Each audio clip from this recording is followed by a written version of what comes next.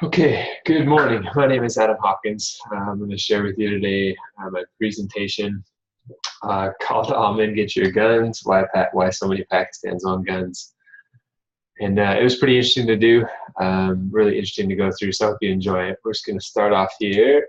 So it is estimated that there's about 20 million guns in Pakistan. For the men of Pakistan, it's more of like a accessory to their clothing. It's just a part of what they do. They carry it around. They have it there with them. Oddly enough, there's only about 7 million registered guns in Pakistan, but I think that has something to do with the laws that they have and just how difficult it is for them to buy a gun legally.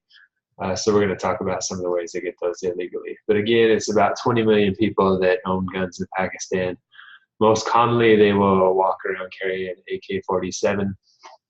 It's just the gun of choice. It's an automatic Kalashnikov. Has a 30-round detachable magazine and pretty easy to work, pretty easy to cycle, and it works in almost every environment. It's just very rugged. So where did the guns come from? It started out where most of the guns came into the area during the Soviet-Afghan War.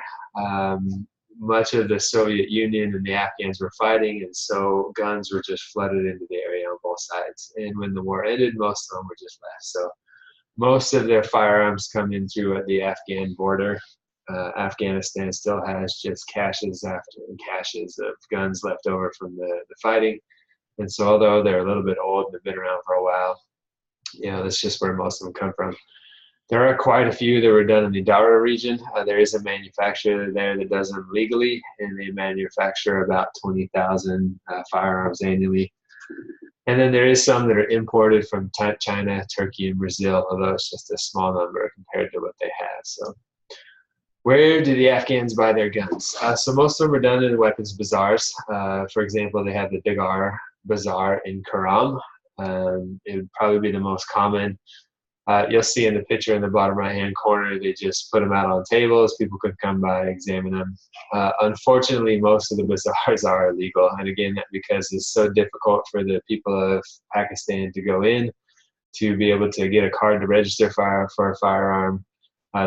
There's a lot of bribery involved, a lot of corruption. And so they make it so difficult that a lot of these bazaars just become illegal and it becomes a black market. So many of the guns are traded on the black market on these illegal bazaars. But there is a few ways that they can get them legally. And why? Why the Afghans carry? So again, as I said in the beginning, for a lot of the men, it becomes a part of their daily routine. It's a part of their outfit. They just put it on as an accessory. They sling their AK over their back.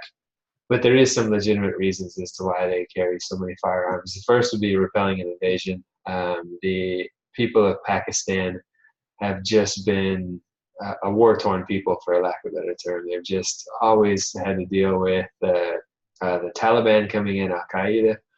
There's just been a lot of reasons why they've had to do it. They suppressed the insurrection. There's been a lot of infighting among the different tribes, the different clans, different people. And there's also the government corruption that they try to fight.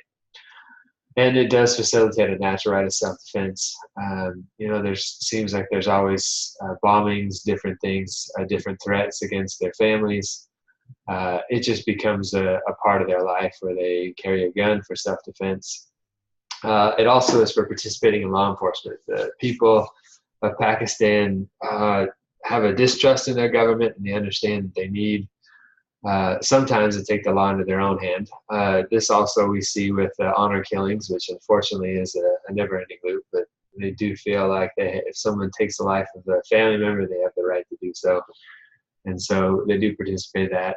And then it does enable the people of Pakistan to organize a militia system. Again, there is times when they feel like they can stand up against an invading force or different things, and so they do train and try to have a militia system. So overall, it's a wonderful culture. I think guns are just a big part of it. It's something that they've dealt with. The children from the time they were young become comfortable with an AK-47 in their hand. The guns that they have range from a wide variety. Most of them are military-style rifles because that's what they have access to. But I do hope you enjoyed the presentation. It was kind of interesting to learn about the history of Pakistan and their firearms and why it's so much a part of their daily life. Thank you so much.